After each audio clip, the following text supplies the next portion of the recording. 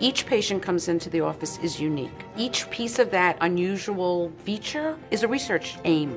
It's not just writing in the chart, getting the patient some medication. It's being creative, observant, and then taking it to the next level. This is an important disease and we should think about it, and it affects people, and they deserve to have answers too. There's so many unmet needs, particularly Parkinson's disease. I spend time in the clinic and I try to spend the rest of my available time developing treatments that would make a difference for my patients. I'm a physician scientist, so from the physician part, I trained in internal medicine and also in neurology, and have been involved in the care of patients for several decades. And also in terms of, from the scientist part, I've been involved in clinical research that includes the experimental therapeutics of the diseases I'm taking care of. My research career has been basically looking for genes for various forms of dystonia.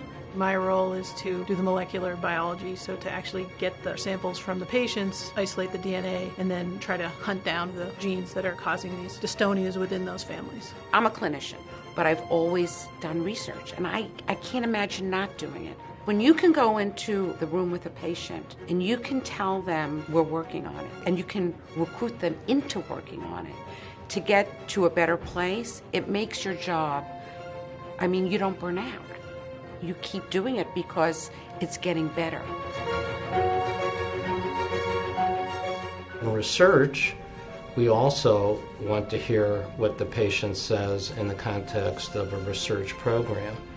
And we're working to be able to systematically get that information, use it in clinical trials, quantify that information, and also convince others, not the least of which are the regulators, that this is the hallmark of clinical meaningfulness. With Parkinson's, there's more that we know about the pathology and brain changes. With dystonia, it's a little more mysterious. There's less pathology. There's less understanding of what exactly is producing the involuntary movement. They're both somehow related, theoretically, at least some forms, to loss of dopamine.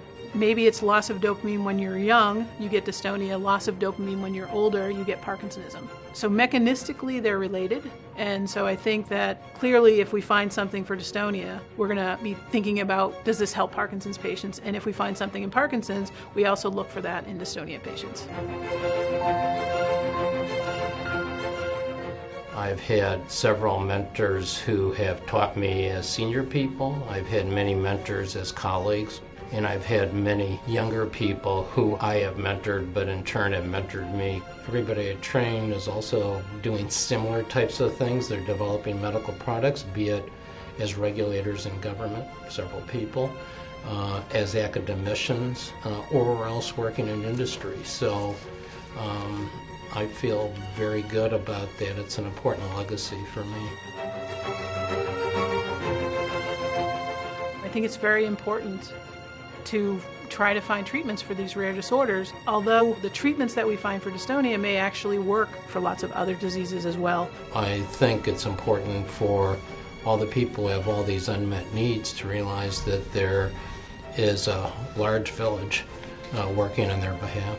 We have these potential treatments. We've made terrific progress. We've gone so far, but we have a lot more to do.